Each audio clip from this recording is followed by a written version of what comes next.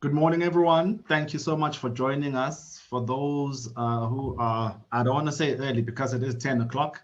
Please give us a few more minutes while we wait for our other attendees, if you don't mind. We do know that we have African time, so let's accommodate each other if you don't mind. You can probably make a cup of coffee, or if you like me, get some rooibos. If you like Glenn, get something a bit strong. And I'm kidding, I'm joking.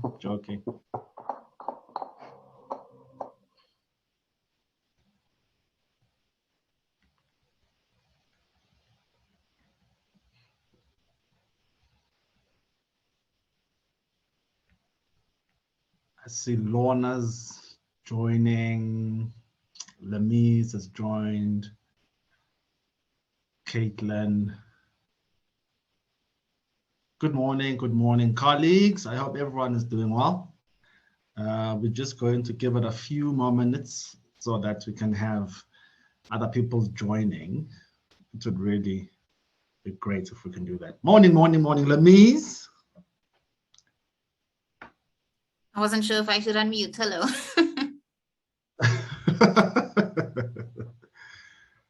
How are you doing? Good. It's raining in Cape Town. I don't know where everyone else is, so. Yeah, but I think we know it's always raining in Cape Town. You don't have to tell us that. How dare you? How dare you say that? I apologize. You and your iffy weather. We're used to it by now. But I can tell you, we still love Cape Town. Love Cape Town. Where are you based, Sabu? I am in Joburg, in Germiston, in the East Rand, or as I like to call it, the Beast Rand. Shame, sorry for you. You're not the only one. Oh, man. May I ask that we give another 3 minutes or so, and then we can start at about 10:05. It's now 2 minutes past 10. I reckon we'll have a few people that are late. It is a Friday morning after all. Thanks, so just please do bear with us. I was going to try and play some music, but my speaker is not working properly. And then you're going to ask me, why am I playing that song? Why not that song? And Michelle's going to ask me for Amapiano. And then I'm going to say, no, Michelle, I'm too old for that.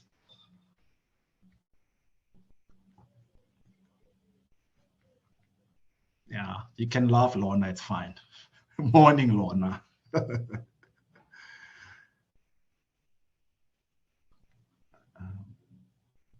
Alternatively, we could have, maybe we can ask Caitlin to sing for us. I heard you can sing, Caitlin. You can pretend like you're on air. That might work.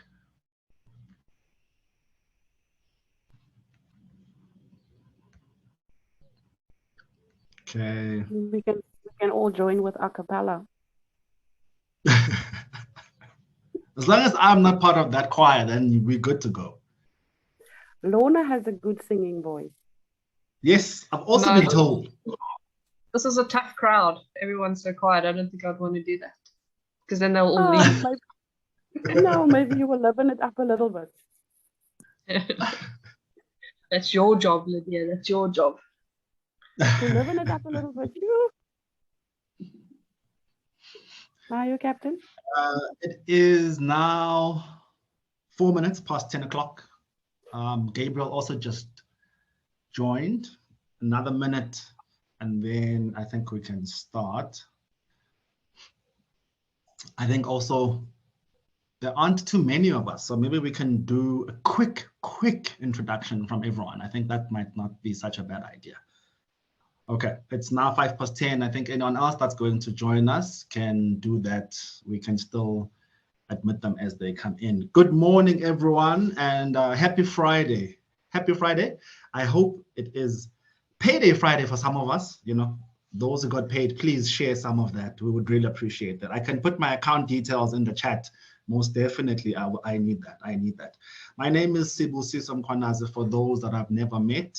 I'm based here in Joburg in Germiston. Yeah, I can hear people saying sorry for you. I am with the Global Strategic Communication Council, and I'm assisting a lot of organizations when it comes to communication. But for today, I am here as a facilitator. We sent out press releases, we sent out letters to the president and to the minister of the DMRE, Mr. Gwede a few weeks ago, and we've had so much support from our media colleagues. We just wanted to start off by saying thank you. We really, really do appreciate it. The messaging that we've got would never get to the people that it needs to get to, including the South African public, if it was not for our friends in the media. So thank you, thank you, thank you. We really do appreciate it. We do have other messaging that we need to then disseminate. So I'm going to introduce you to our panel just now, but I see there are 12 of us. So can I ask that we quickly do a round of introductions? I'm going to start off with Peter. Just please keep it brief, like 10 seconds, just so that we know who's in the room.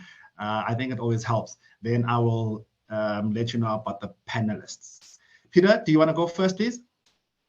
Thanks very much, Sabu, and hello, good morning to everyone. Thanks for making it on this rainy day, as Sabu pointed out. My name is Peter Becker. I'm a spokesperson for the Coburg Alert Alliance and have been quite involved in these discussions around the determination. Thank you. Okay. Can we then move on to Caitlin, please?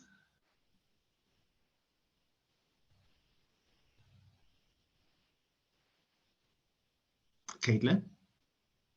Okay, if Caitlin's not ready, can we move on to Lemise?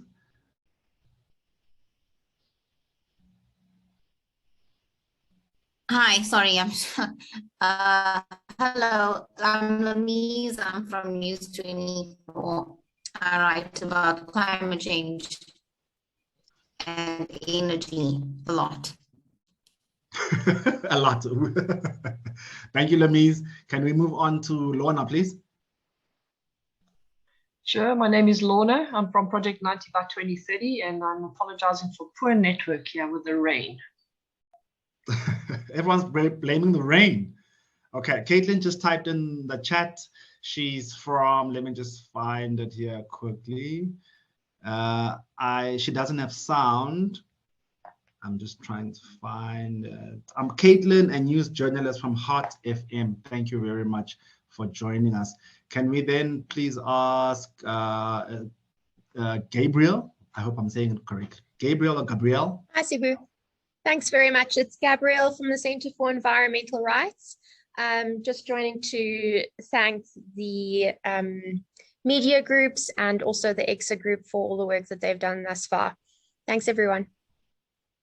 Thank you very much. I hope I'm going to say it correctly.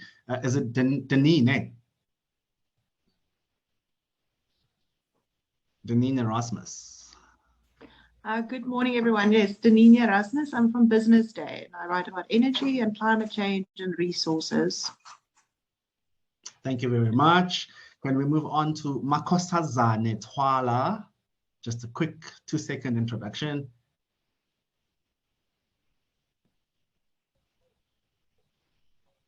If Makosazane, Makosazane says, sorry, my mic is blocked. I am Makosazane Twala. Okay.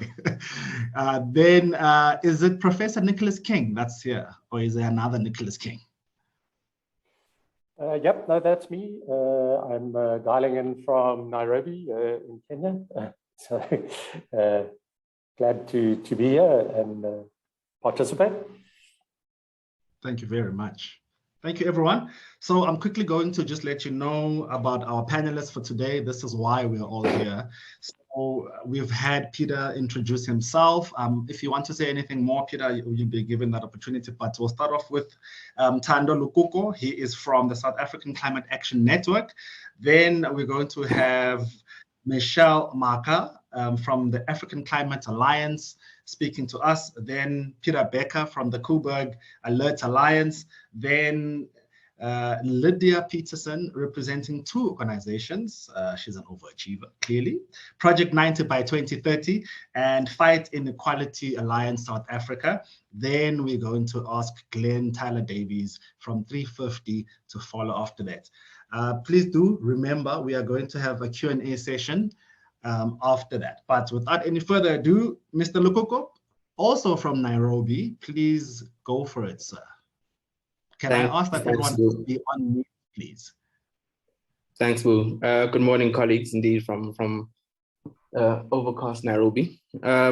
So my role today is just to provide us with a brief update on how it is that we got here and where we are today. So this entire campaign, Section 34 determination campaign, was spurred on by the stage 6 load shedding that we experienced a few weeks ago. Following that, we had put out a letter to the Minister of DMRE, Minister Kweda Mantashe, to issue a Section 34 determination, which basically gives him the power to, through the IRP 2019, to say which new capacity can be generated and from which technologies. And so in there, we indicated that there was just under 14 gigawatts of wind and solar power and about 1.5 gigawatts of storage capacity that's available. And then we asked him to respond to us in 10 days, which we didn't receive a response. So we then escalated with the follow-up letter to the President of South Africa, asked him as well to engage with Kwede and then to respond to us in 10 days following that particular letter, which he didn't respond to us directly, but did end up responding to the issues we'd raised when he then announced the energy plan. I think it was on Monday, the electricity emergency plan. And so where we are now is just in the next steps of the campaign, where we've now put together what's called the People's Determination, which we'll touch on in a few minutes. And really that is just to ensure that we get to the implementation stage of what was announced by the President on Monday. So I'll wrap it here for now, Sbu, and then hand over to the next speaker. Thanks.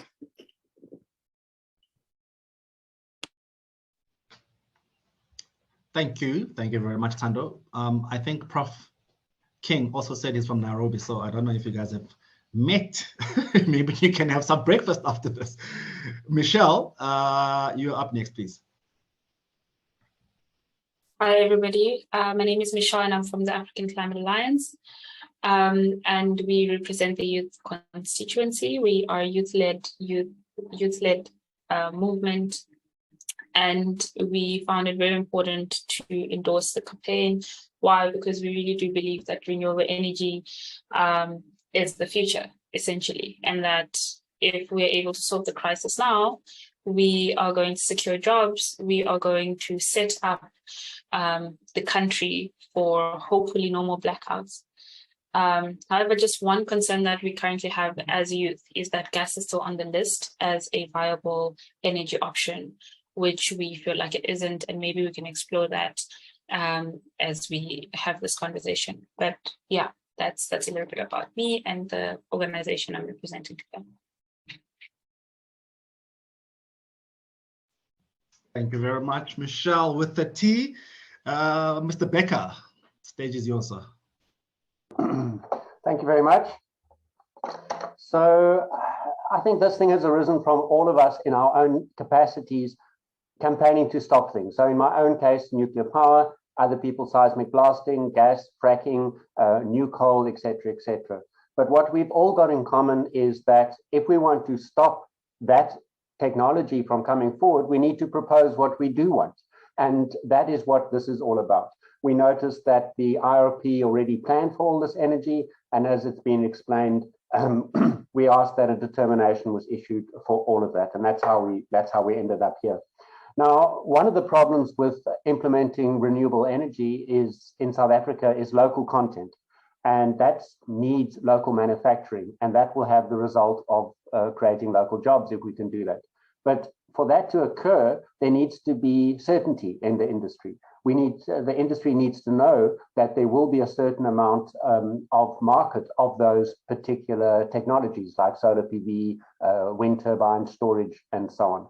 And in order to create that certainty, the regulatory hurdles have to be got over, and one of those is a determination. So while we're very pleased and gratified that the President has announced the DMRE will issue this determination, we are a bit concerned about how long that's going to take.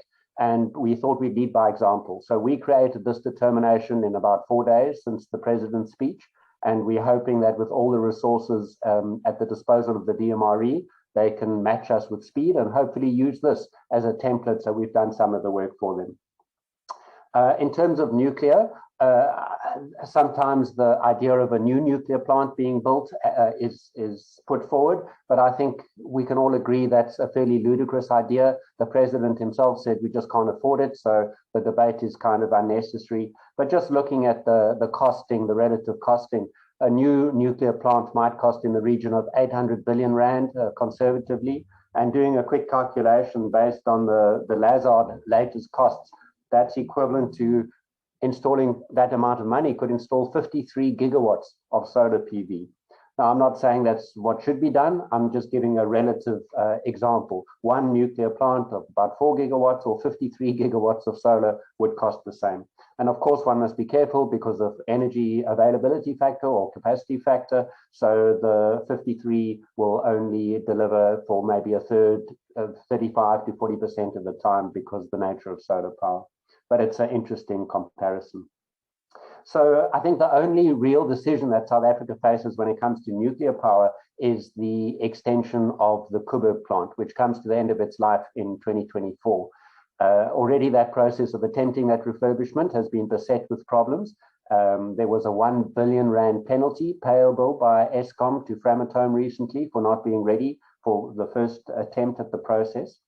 So yeah, that's one thing. And then the NNR, the National Nuclear Regulator, just announced that a safety case has been received. And the big question on everyone's lips is, will that safety case be released? Will there be transparency around that, or will it be kept a secret? And when public consultation occurs and the public are asked to participate in our democracy as our constitutional right, we need to be informed, because participation in that is only meaningful if it's informed participation. So safety is one aspect of that question. Another is economics. And the cost is probably around 25 billion. Eskom has estimated 20 billion, but then the 1 billion penalty on top of that. And also there's a maintenance bill of about 800 million. So we're on 22 billion. And of course, there's cost of fuel going forward and cost of fuel disposal, which we don't know what that's going to cost. So 25 billion is a conservative estimate. But we know from past experience with big projects like Medupi that the initial estimate of Eskom's projects generally doubles or sometimes even triples. So that 25 billion, I don't think it's unrealistic to say it might be 50 billion at the end of the day. And that 50 billion alone could purchase over 3 gigawatts of solar PV. Again, I'm not saying that's exactly what should be done. It's just a comparison. And again, the capacity factors are different, about 35, 40%, depending where you build it for solar PV, and about 70% from Coburg historically. So the other aspect of it is, even if it's successful at 25 billion, according to calculations we've done, and we're going to release that modeling soon, hopefully, the cost of electricity out of Coburg will be over 1 rand a kilowatt hour, if all goes well. And that compares very unfavorably to the cost in bid window 5, which I think the average cost was around 50 cents of that bid window. So that wraps up what I'd like to say. The main thing is we need this determination rapidly. We know there's been foot dragging on renewables from the DMRE for many years, and that's the reason we're in the load shedding crisis we are in. And we will be monitoring this very closely and hope to continue to be involved in a constructive way so we can help the DMRE move forward and fulfill their obligations to create new capacity to end the load shedding crisis. Thank you. Thank you very much, Mr. B. Thank you for that insight. And also you kept on putting on your glasses and you reminded me that I need to put mine on. I'm not a young man anymore.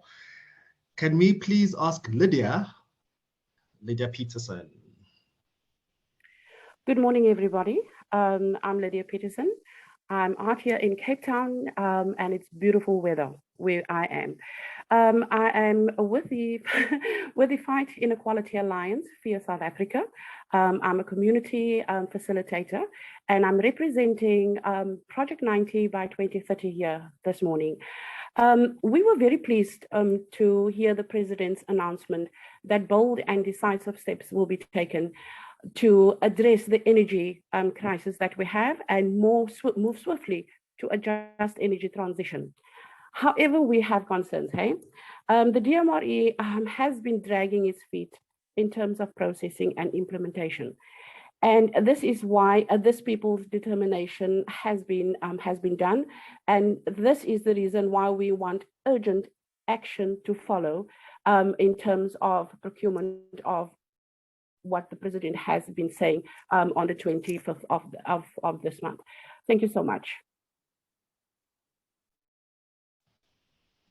Thank you very much, Lydia. I almost called him Michelle. Glenn. Thanks, Sabu. My name is Glenn Tyler Davies, and I work with 350africa.org, an organization campaigning for climate justice. We're very glad to be here in support of this people's determination and Section 34 determination. We think it's incredibly important. And as my colleagues have already said, so important that we now act on our president's announcement this week. Again, we've been disappointed both in the DMRE, the Department of Mineral Resources and Energy's foot dragging, their delays, but also their refusal to engage with civil society. And I think that's really important. As civil society, we've been trying to engage with them through many different tactics, and not only this group, but other groups as well. And we've just had a deafening silence from the DMRE. And I think that's something that needs to be noted. And as I say, it's something that is both disappointing and frustrating. The people's determination addresses both the energy crisis, but also the climate crisis. And it's very clear that we are in a climate crisis. We've experienced the impacts of the energy crisis with load shedding, but also we've seen impacts like the flooding in KwaZulu-Natal, the torrential rains there, and the droughts, the ongoing droughts in the Eastern Cape, as well as hearing reports from across the world of heat waves and fires and other impacts of adverse weather that will only be exacerbated by increasing climate change. So we feel that this shift to renewable energy that the president has announced his announcement heralds a shift to renewable energy on a large scale, which can be celebrated. But it also needs to ensure that we don't only build new renewable energy, but we build renewable energy so that we can shift away from our reliance on fossil fuels. And as 350 Africa, we've been supporting the Climate Justice Coalition in their call for a green new ESCOM to make sure that our public utility increasingly relies on renewable energy and increasingly less on coal and other fossil fuels. We also echo the concern that I think Michelle raised about gas in the president's announcements, particularly if that involves gas burning power ships and the corruption-laden projects that has been announced around that. So that is another concern. We hope that those don't go ahead. And Peter's already spoken about the economic implications of nuclear power, but those arguments apply equally to fossil fuels. If we start building gas infrastructure now, there's a very high likelihood that will be locked into that infrastructure and will lead to stranded assets for South Africa. So we need to make sure that when shifting to renewable energy, we're also making sure that we are encouraging local manufacture and a local renewable energy industry. If we're shifting to renewable energy, we might want to make sure that that shift is part of a just transition to bring about climate justice in South Africa. And that means we need local manufacture. We can't rely on other outsiders. We need to make sure that a just transition to renewable energy also encourages local jobs and local industry. Another concern about the president's announcement was the potential relaxing or speeding up of environmental approvals and things like that. The efficiency is obviously to be encouraged, and efficiency in those processes would be fantastic. However, we need to make sure that communities are still consulted, even with renewable energy projects, and that environmental regulations are adhered to. So in summary, the need to move to more renewable energy quickly, I think, has been recognized now by the president. We also need to make sure that's coupled with a move away from coal and fossil fuels. And we hope that by bringing this people's determination, Section 34 determination forward, we've shown our willingness to put our shoulder to the wheel and to make sure that a shift to renewable energy happens quickly and happens with support of civil society. And most importantly, that is a just transition to renewable energy in South Africa. Thanks, Boo. Thank you very much, Glenn. We really appreciate it. We'll like to give the next few minutes to Professor King. Prof, if you can jump in now, I would really appreciate it. Thanks, Sabu. I'm just keeping my camera off because I've got a bit of an unstable link here. I think Thando has a better one in Nairobi. So I'm in Nairobi because of long-standing work with the United Nations Environment Programme. So just to complement what my colleagues have said, basically at the global scale, all of the scientific assessments from the IPCC and so on are saying that we're in a climate emergency. We're already in a climate emergency on a global scale, and that we need massive transformative change of our energy systems and our economic systems, our transportation systems, etc. So basically everything that we've built over, say, the last 100 years or so.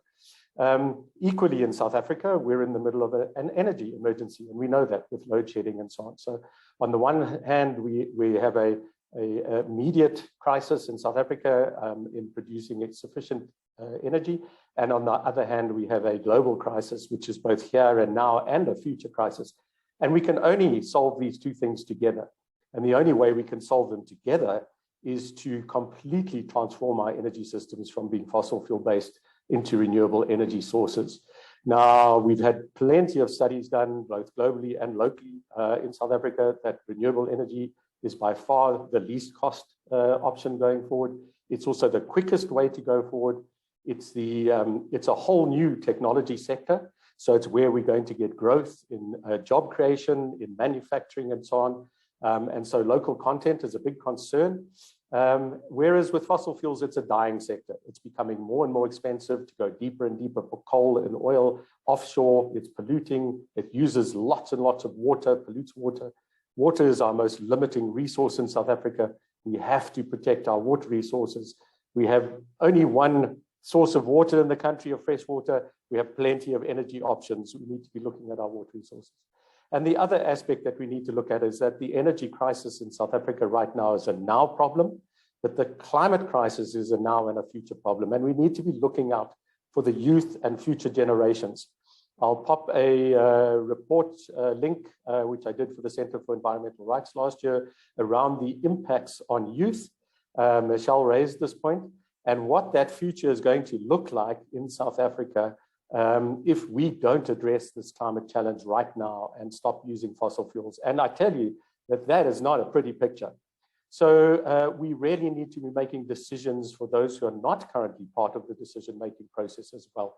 So just to wrap that, I think this people's determination is a fantastic step forward. It's building on what the president said. The president's speech was largely incredibly positive, where, for example, he lifted the cap on private renewable generation and so on. There are some concerns, as my colleagues have also raised, but by bringing in the voice of civil society, by bringing in the voice of youth, the people are going to inherit. Whatever these decisions are we make now, we're going to get better decision making. And so I'd just like to just throw into there, for example, the Messina Mercado exclusive economic zone, which is pushing ahead with archaic thinking around fossil fuel generation, coal-fired power and so on, in one of our most water-scarce sections of the country, is absolute madness. That is flying in the face of all of our other policy decision-making, our nationally determined contributions, and so on.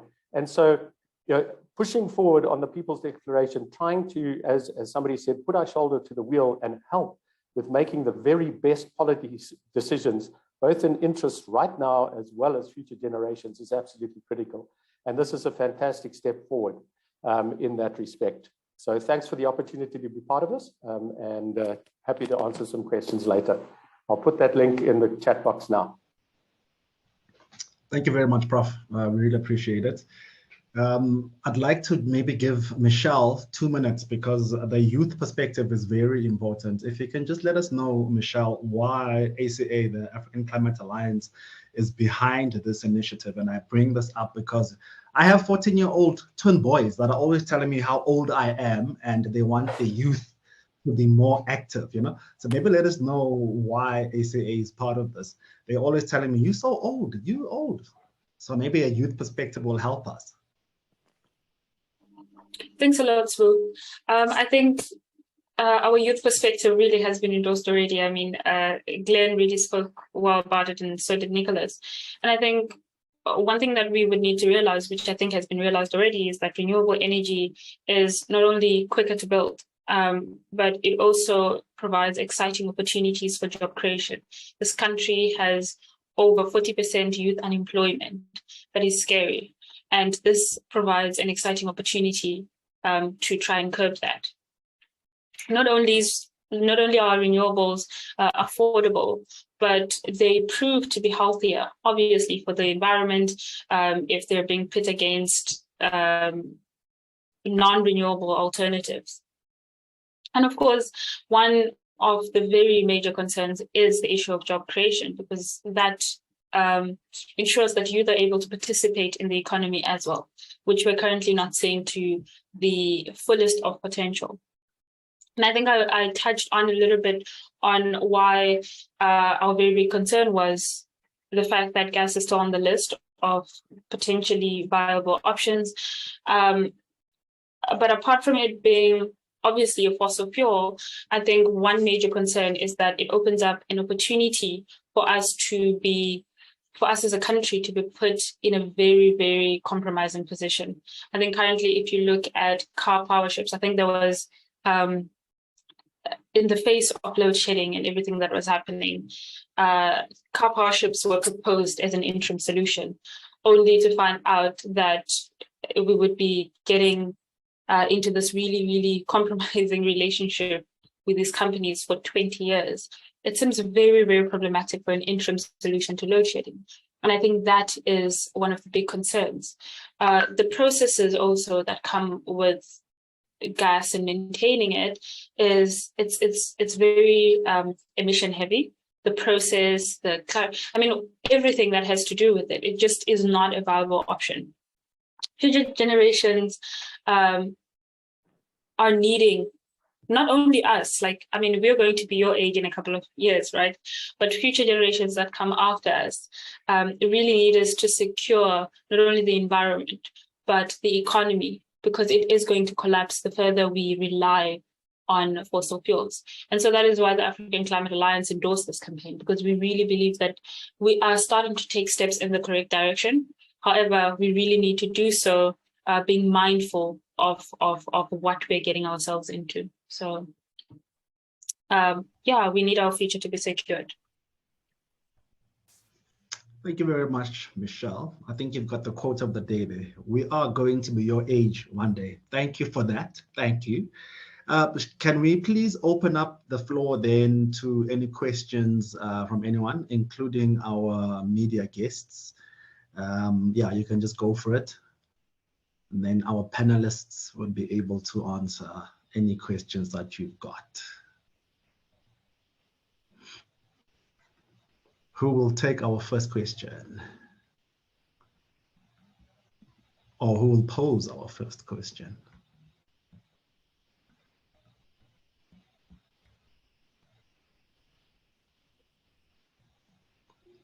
Would anyone like to ask a question?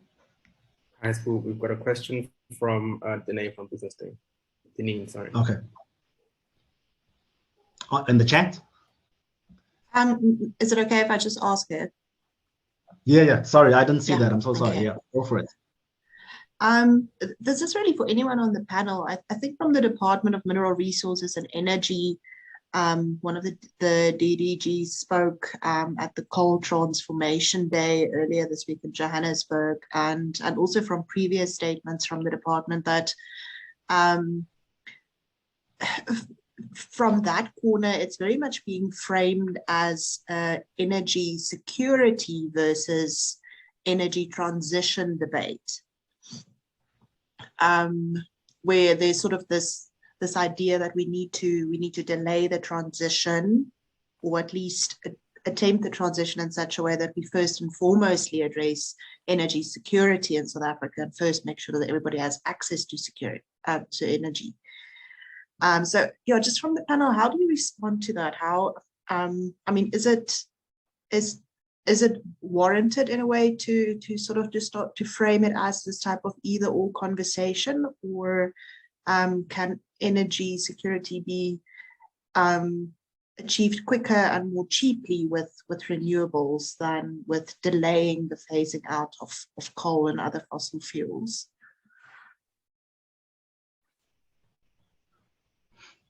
Can we ask, Prof, are you able to answer, or anyone else on the panel? Yeah, I'm happy to have a quick response on that. It's just simply to say, if we currently had energy security, that might hold a little water, but we don't. We're in an absolute energy crisis right now based on our massive fossil fuel infrastructure investment to date and everything aligned to that. It's a dying sector. So that I'm afraid that argument holds absolutely no water. If we want energy security, we need to put all of our investment into what is the least cost. In other words, you can get more bang for your buck, and the fastest build of energy infrastructure. And the only option there is renewable energy in various forms.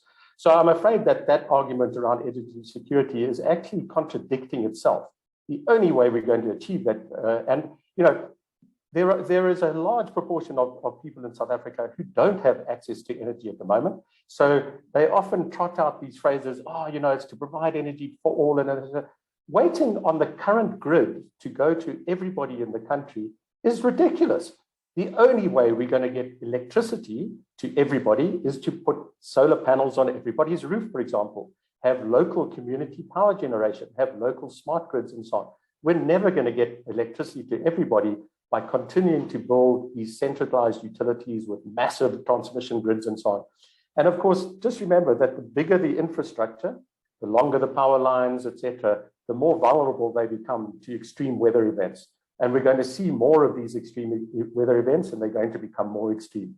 So basically, those arguments from a science perspective, from a rational perspective, just do not hold any water. Thanks. Our youngest panelist, Michelle. Thanks, Wu. I don't think it should be this versus that. I think us moving toward making sure that South Africa is an energy secure country is also us moving toward the just transition, which is very, very crucial for us, not only as young people, but as the country. We can only rely on renewable energy to make sure that we have an energy secure future. Another thing is that South Africa really could be a leading voice on the continent around renewable energies. We have been trendsetters in the past, and we need to take advantage of that. We've got a great opportunity right now to really just, move into that and set that trend. And the question would be, why is the DMRE not acting? Why is the minister not signing off on the determination, right? I mean, we've already seen that coal takes much longer to come online. Research shows that renewables don't. It really is the best or the quickest way for us to secure an energy future. And when we speak about the just transition, we're looking at the distribution of energy. Like Professor King said, currently we don't have that. We are literally sitting in the most unjust energy sort of environment that we can think about. And renewable energies provide an opportunity for us to make sure that energy is accessible and equitable if we move to renewable energies. Thank you, Michelle. Can we ask Glenn and then Tando, please? Thanks, Sabu. So just to add 2 points, the first being that any delay in the transition to renewable energy and to clean energy means additional deaths and additional sickness from pollution from fossil fuels.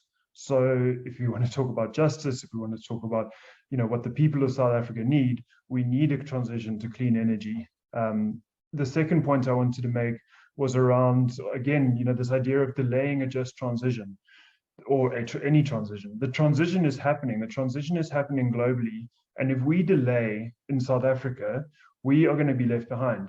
There are going to be border taxes. The EU is talking about a carbon border tax that will mean any of our exports will be more expensive and will be less competitive. against others. So this talk of delaying a transition, A, we can't delay it, it's happening and it's going to happen. B, all we're going to delay is the justice in it. So the sooner we plan for it, the sooner that we do it, the more chance we have of a truly just transition to renewable energy in South Africa. Thanks. Go for it, Thando, please. Yeah, thanks, Paul. So to not hammer on the points, I think the well-made points made by my colleagues, I'll just touch on one last aspect, and that is typically when South African government speaks about this technology versus that technology, I think it's largely we're hearing the arguments of the vested interests that are trying to ensure that things, at least the transition happens later than what it ought to. As the colleagues already mentioned, there is no, we can't delay it. The further we delay our transition, the more we put ourselves out of being a competitive country, particularly in the global sense. So really, it's the only way to respond to it is just to recognize that at some point, the coal interests that are really pushing hard to ensure that South Africa continues with its coal resourcing is really pushed back against. And this is part of what it is that we're trying to do through this particular campaign, is to say, yes, we recognize the fact that we may be well endowed, but that technology and that fossil fuels is only going to bind us and tie us into a future that we won't be certain of. We might not exist at a time if we go gung-ho on coal investments in this country, or other fossil fuels, including gas as well. So it's really just an interest argument, trying to slow things down so that those interests can continue to benefit for longer than what they have, and to the cost of the communities that are experiencing most of this coal, and to the citizens, of course, that, as we already experienced, the price of electricity is increasing exponentially. Any further investments in fossil fuels continues to raise the expenditure for electricity at a household level to astronomical levels. So it just can't happen. So it's just merely a matter of pushing back on that particular narrative and argument. Thanks, Bill. Thank you very much, Thando.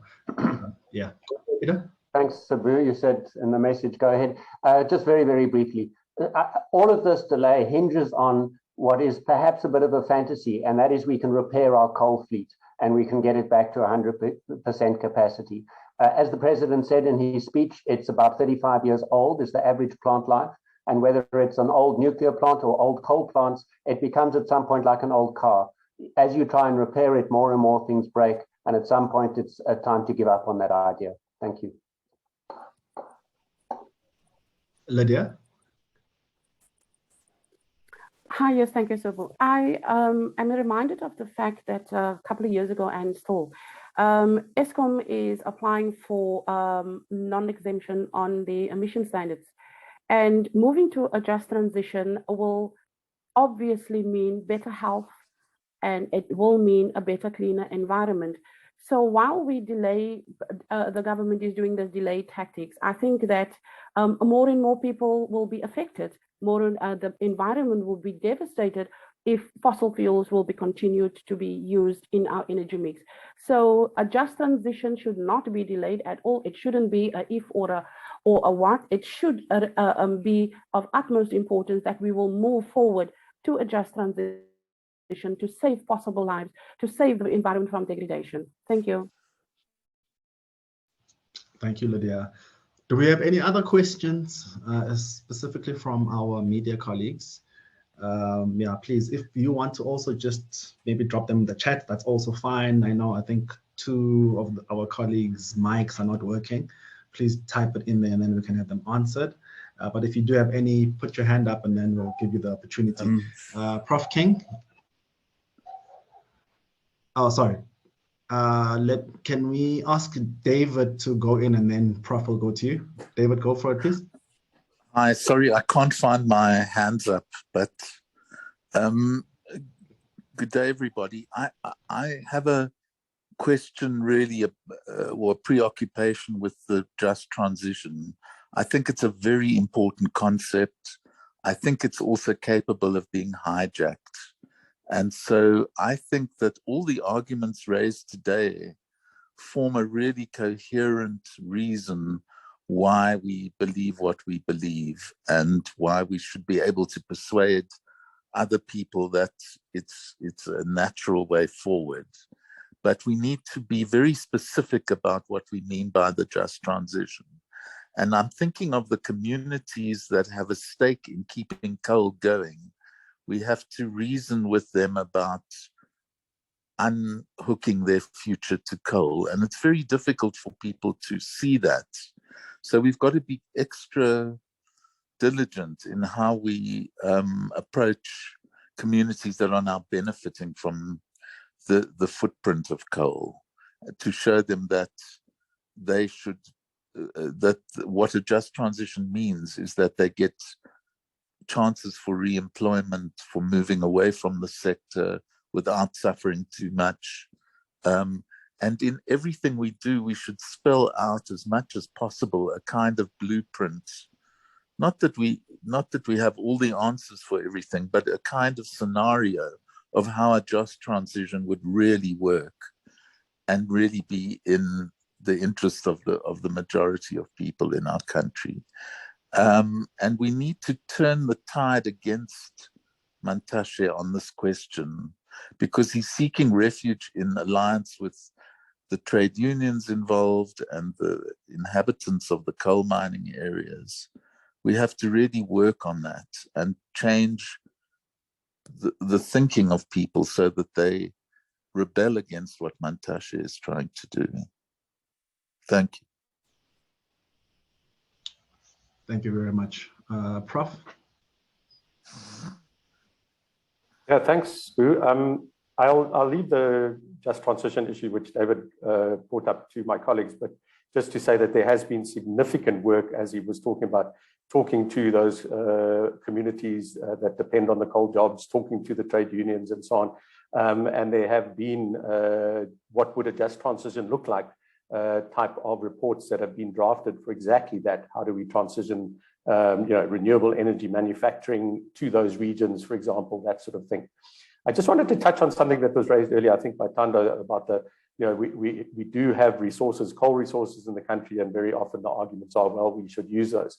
Well, we also have, South Africa has some of the best solar and wind complementary renewable resources in the world.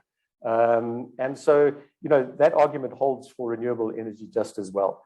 Now, the gas argument, you could say, well, gas. The gas resources are speculative, both in the Karoo, the shale gas, etc., and the offshore gas. So that would require extensive investment in actual gas sort of exploration and so on. Why do we want to do that? There's absolutely no reason to be spending money on gas exploration when we know we have the solar and wind capacities to meet all of our energy demands going forward in the future. So I just wanted to throw that in there. Thanks. Thank you very much, Prof. We really appreciate it. Thank you very much, David, as well. Any other questions from our media colleagues? It is now 10:48. We had planned from 10 until 11. We have another 12 minutes trying to keep to time. I think we're doing quite well. Do we have any questions that you would like to be answered? I don't see any more hands, but we'll just give it a minute or two just to double check. While you think of any more questions, Peter? Yeah, I just thought I'd mention that we've written to the president. I don't know if that was in our press release or not. And the reason that we did that is last time we got no response from the DMRE. So we thought it's going to be a waste of time to do that again. So we have written to the president and we sent that letter off yesterday.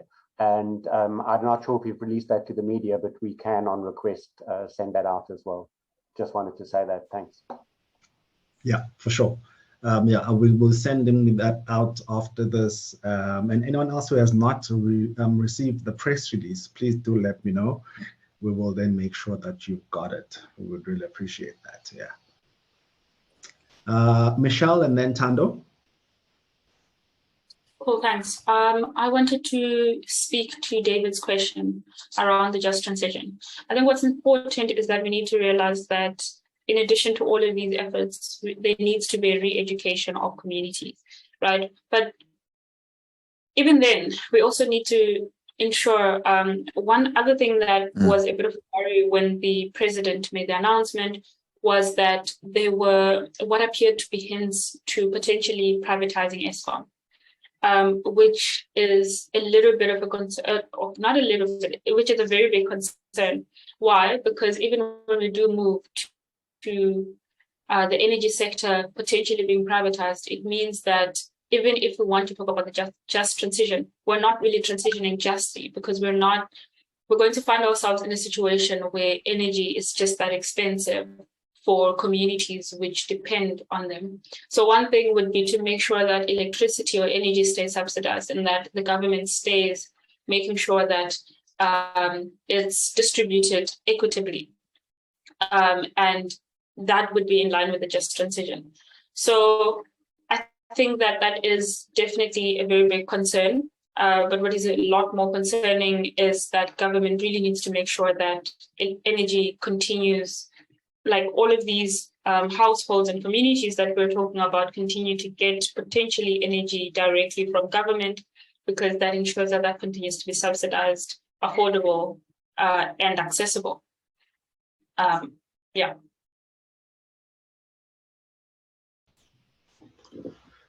If I could just come in this boom. Yeah, I also would like to just offer a response to David's comments.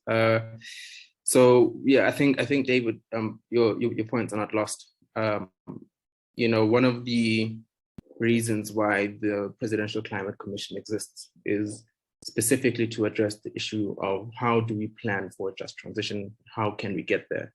The just transition framework is intended to be a document which informs at least the initial steps of getting there, but doesn't necessarily answer all the questions. In some of our engagements, for instance, you know, I know that Labour often cites that they're uncertain, at least for their space, around what does the just transition mean in terms of numbers, what does it mean in terms of jobs, like concrete details, because let's be honest, there's a certain level of anxiety that people have, particularly if we're saying, you know, certain industries ought to then be closed down or reduced entirely. And then there's the anxiety emerges as to, okay, well, where do people go? And so one can't deny the fact that the subject around just transition has to be approached as pragmatically as possible. But we also can't deny is that the climate change doesn't give us the amount of time that we think we have to be able to address these issues. And this is, I think, the most difficult balance for us to try and achieve, is how do we then address the very immediate constraints for trying to provide, for instance, electricity to South African citizens, a reliable source of electricity that doesn't harm its environment, but at the same time ensure that we're able to continue to move forward and bring those. I mean, if we specifically look at the justice component, especially in a country that has suffered so much injustice, bringing on board with us those who haven't in the past been able to enjoy the full benefits of having electricity at home, for instance, in this just transition. So it's not an easy subject to deal with, but the way that, at least for me and for us as SACAN, what frustrates us is there's almost pushing back by the state to say that, no, let's just continue with business as usual for about as long as possible, and then we'll address this particular issue of just transition and climate change at a later time. But yet they seem to want to forget about the fact that they're potentially locking us into a path that we might not be able to get out of, that's even worse than the one that we're currently on. So it's not an easy one, but it has to be done, unfortunately. It's like a similar situation to COVID, right? COVID required that the state responds immediately to the challenge. The money was found, you know, before that, the money was not there, at least that's what we heard, but somehow the money was found. And similarly here, the answers need to be found, and it's just all hands on deck type of an approach. And at least for me, the PCC and some of its deliberations ought to have that responsibility, and that those questions posed to them around, guys, let's really look at a pragmatic approach and a plan. And for all these sins, I must say, in my experience, the Minister of Energy has been participating in that space, but I think it still leaves a lot to be desired in terms of actual implementation that needs to be done, particularly from this department. And I think he needs to be reminded of that constantly. Thank you. Thank you, Tando. I don't see any other hands, so I'd like to think this is the end of our session. Can I just double check? Are there any other questions? Going once, going twice, sold. Thank you very much, ladies and gentlemen. We really appreciate it. It has been insightful. It has been interesting. And I think if we had to summarize all of this, it would be action. One word. That's all that we need. You know, speeches are great, but we need action from our leaders. And this is what the people's determination is all about. So hopefully this is what is going to be happening very, very soon. With that, thank you. We really appreciate it. Media guests, if you have not received the press release, please do let me know. My details, it's sbu.mkhwanazi@gsccnetwork.org. Yeah, but I think you probably have my email address and hopefully my cell number. I'm on WhatsApp. Yeah, you can get in touch with me. Thank you very much. Yeah, that brings us to the end. We really appreciate it. Thank you. See you next time.